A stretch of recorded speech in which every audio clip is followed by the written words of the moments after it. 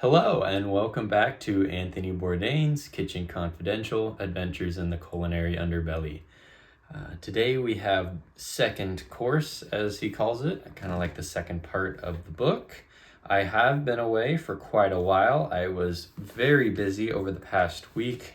I had a project that I needed to complete that took up all of my time, all of my days and nights, and it was very stressful, but I got that done, which didn't leave me a lot of time to do any of this. But I am back. And so let's get right into it.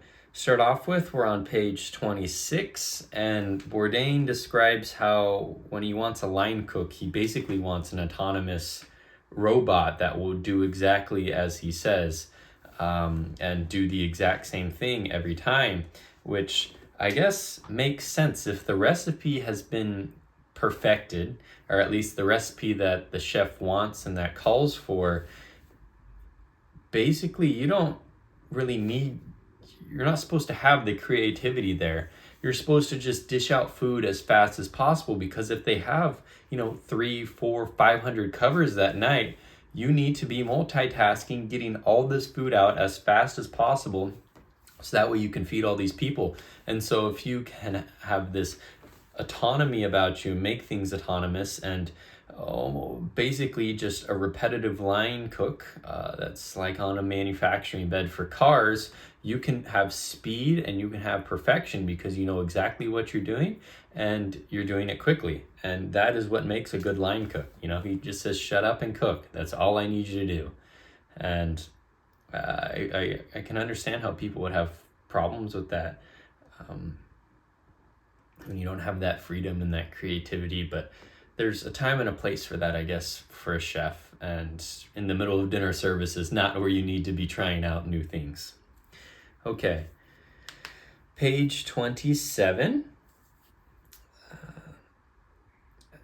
He describes life as a female line cook. That definitely cannot be easy, especially the world that he's described so far. It takes a special kind of person, and they truly want to be there. They have to want that, more so than the guys, because that is a very difficult place to be as far as the language and how everyone interacts and just the harshness of it all.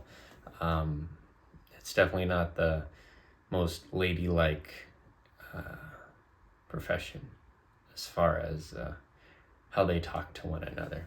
But it's not very gentlemanly either. Along with the same page, you don't want to touch anyone's mise en place, which I happen to agree with. I know exactly where everything is in my kitchen, so that way I have that speed. I have that. It makes things autonomous. I don't have to think about it. I know what I need. I can just go whoosh, grab that, whoosh, that.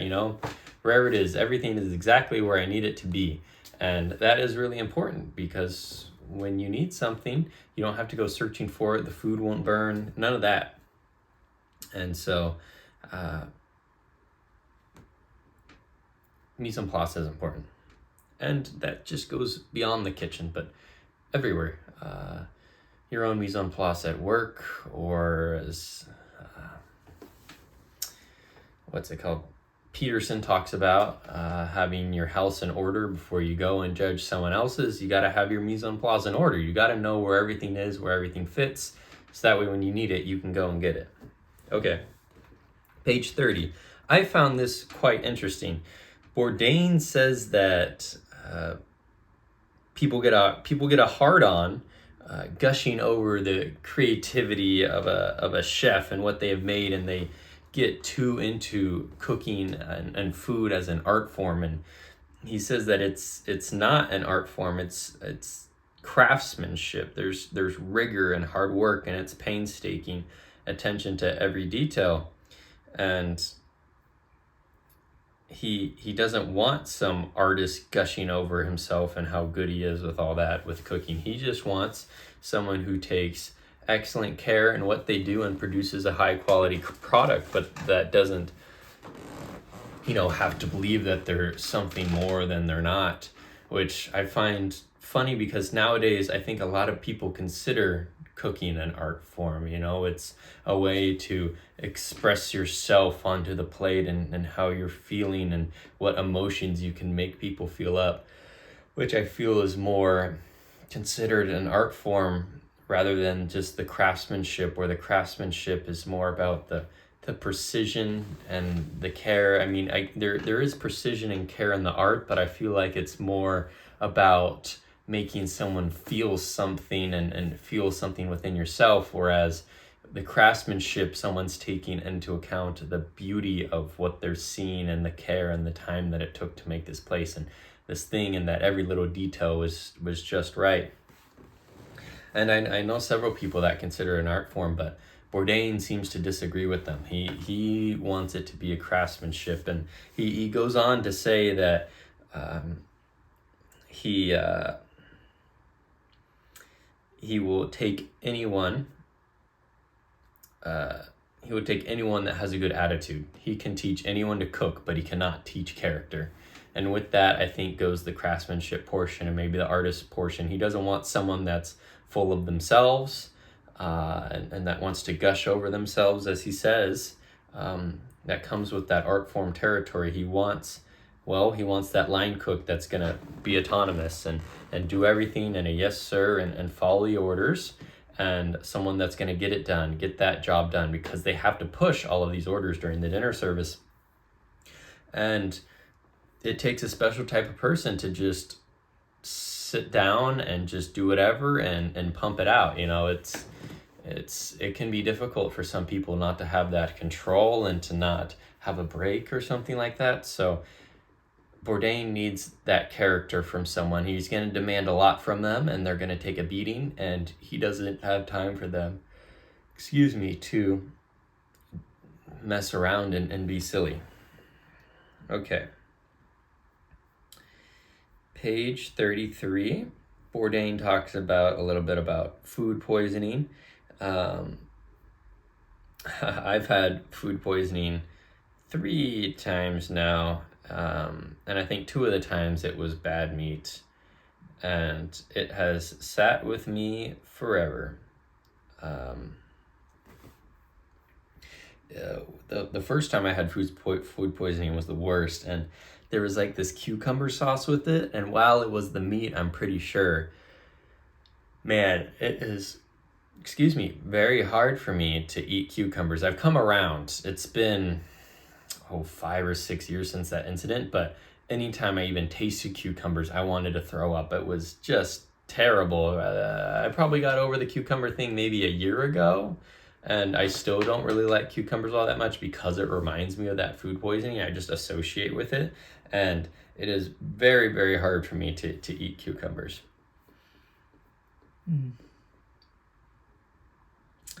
Oh, and another time was pork chop.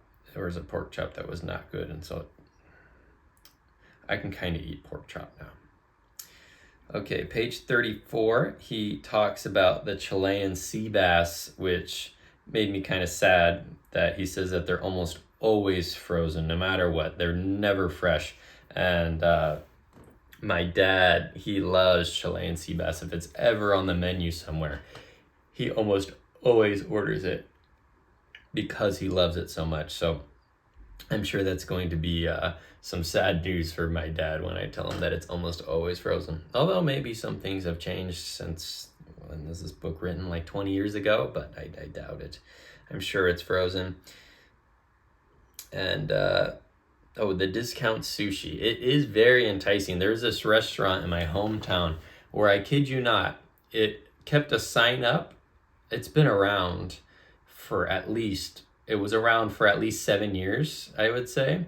And they had a sign up that said, grand opening, 50% off all sushi rolls. And they kept that sign up from the first day they opened to the day they closed 7 years later. It was always 50% off sushi, which was crazy. But I don't know, the grocery store sushi, while it's not the most high quality, it you can get by. It's like, okay.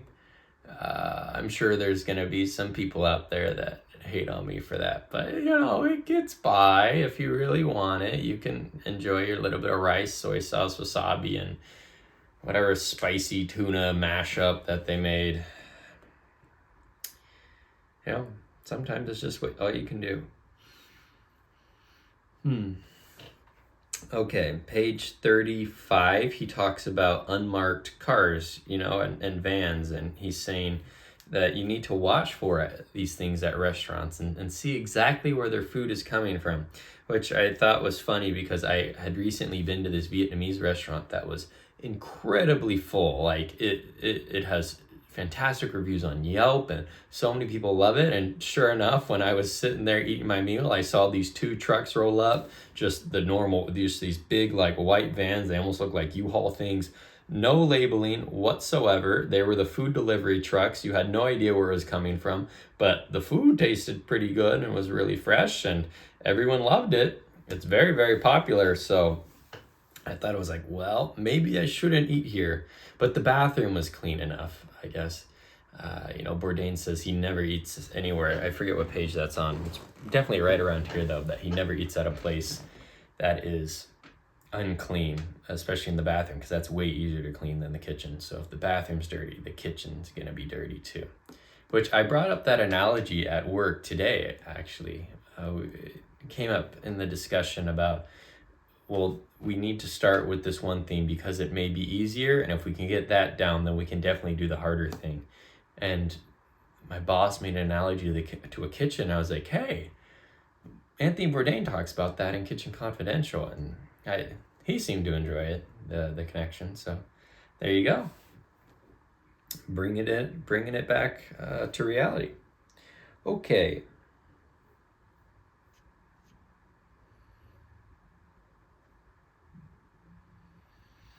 Okay, so page 37, he's talking about, some of the tools that you need. And obviously, you need a very nice chef's knife. I do have a Wusthof that he was kind of ragging on, the German steel. But I enjoy it. It gets the job done. It's sharp, and I really, really like it. I have a paring knife. I find that really helpful, especially with onions. When I really want to mince up my onions, taking out that core first, cutting it correctly, and then you can slice it in a perfect way where it, I guess it's more like chopped onions because I'm not making it that fine. I'm not mincing it that much, but it's very, very helpful to have the paring knife. I don't really have all the fancy equipment he talks about. I probably should. I have been making my own sauces recently. I was at Trader Joe's. They had like this General Tso's sauce, and I was like, oh, it'd be so easy to put on my lunches this week. Just drop that in. I looked at it, 36 grams of sugar, and I had Bourdain in the back of my head, like, just make your own sauce, stupid. And so I did. I mixed some sriracha, some honey, soy sauce, some vinegar. And made like this honey sriracha sauce that I really enjoy. And that was good. I used fresh thyme this week for some chicken pot pie that I made myself. So I'm trying to do that. Although I do need to hang on to my chicken bones. I did buy chicken stock. I didn't make my own. And I had chicken bones. So I guess that is a crime in Bourdain's eyes. But having a very nice knife is very, very important, especially with ease of chopping vegetables or anything that you have. The knife is very, very, very important. And then he goes on to page 38. He talks about having a nice heavy pan so that way it doesn't burn your food. And I have a very heavy pan, which is very annoying to use, like trying to hang on and like wash it. Your arm gets so tired, but at least my food's not getting burned. That is a bonus. Okay, so let's see. Page 39, going not about the equipment, but using butter. Yeah, if you ever wonder why restaurant food tastes so good, it's definitely because of the butter. Bourdain hits it on the head. I was at this restaurant with my dad, and probably from like age 9 to, until now, but especially between the ages of 9 and 15, I was like obsessed with clam chowder for some reason. I loved it. So if any restaurant had it, we would always get clam chowder. We were going to Seattle frequently during that time, so I was able to get a lot of fresh clam chowder there. Well, maybe not fresh. I don't know. I was 11, so I wasn't paying too much attention. I just knew it was clam chowder. But there was this one restaurant, and it was the best clam chowder I've ever had. It was no bigger than maybe, how much is in a shot? So 2 ounces, and the cup was probably like 3 shot glasses worth. It was maybe like 6 ounces, so it was not really that a lot of soup, a lot of clam chowder, but it was the most rich and silky and delicious clam chowder I ever had. And my dad pulled the server over and he said, "How much butter's in this thing?" And the server starts laughing and he says, "It's a whole stick." They put a whole, and he wasn't kidding, they put a whole stick of butter for 6 ounces of clam chowder. Like, if you melt 6 ounces of butter, if you melt a stick of butter, that's pretty close to 6 ounces. Like, oh my God, it was so much butter. It was crazy, but it was very, very good. Okay. Page 44, his rules for opening and running a restaurant. I found, kind of similar to 12 Rules for Life. When you open it, you got to keep it simple, know what you're about. You can't get too crazy with it. And I watched a lot of Kitchen Nightmares on YouTube because they have full episodes there. And I like the British version because Gordon Ramsay isn't just yelling at people and stuff. He's almost there he appears more as a mentor, and it's actually really nice to see him in that light and help people out. And so the British Kitchen Nightmares, which is the original one, is super, super almost relaxing, but not relaxing because there is still drama, but it's very good. I like watching that. And he's always about cutting down the menu, one, because it avoids overpaying for ingredients because you have too much inventory. It makes it easier on the chef because if you have fewer items, you can execute quicker because there's less things to make, and you can perfect those items. So making the restaurant simpler as far as the food is a good way of going about it, and you have to have the correct direction. And of course, Bourdain meant you just have to grind it out and be very, very dedicated, just like in your own life. You have to be willing to take these risks and to grind it out and to do what's right to be successful, just like Peterson says. Page 47, he's talking about Bigfoot, and Bigfoot doesn't want you to say, wants you to say, "I don't know" to a question if you don't know the answer. He does not want you to dance around the subject, which I guess is also a tie into Peterson's 12 Rules for Life, to be honest and at least not lie. I think people will have a lot more respect for you if you are just honest and you're like, "You know what? I do not know, but either I'd be willing to know the answer or I will get back to you on that." Because they can pretty much tell when you're lying. Unless you're like just an excellent liar, or you're like quick with that response, you're like, "Oh, it's this," If you don't have that, you're like me, I get pretty red when I don't know an answer too well and I'm basically taking a guess. I get pretty bright red, so it's not very hard to tell that I was lying in that moment. So I think definitely not dancing around the question like Bigfoot likes. Just being honest, "I don't know." Being open to receiving whatever you need. That is very important. Okay. Page 48. Bourdain talks about keeping the restaurant and stations clean and your mise en place very, very clean. It reminded me of The Bear on Hulu. It's about a chef as well. I really do enjoy that show. And the first thing he does when he comes into this failing restaurant is he forces everyone to clean their station all the time.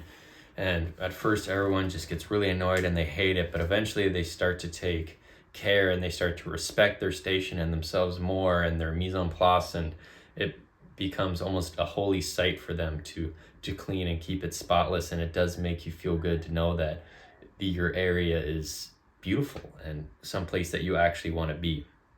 And so you got to do that, not just your kitchen, but everywhere, because it will make you feel better to know that you're in a clean and safe place, just like making your bed every morning. I'm sure you've heard that speech by that general at Texas, or that admiral, something like that, but how they make their bed every day. So that way, one, you've done a task already and you've accomplished something. And if you have a horrible day, at least when you come home at the end of the day, you have a nice made bed to come back to look at. Okay, on page 50, Bigfoot seems to have his own house in order. He'll call you out on his BS. You can't call him out on his BS because he has everything in order. He commands respect. And I think Peterson would be proud of who Bigfoot is and was. Okay, well, that's going to do it for second course. Up next, we have third course. I'll see you then.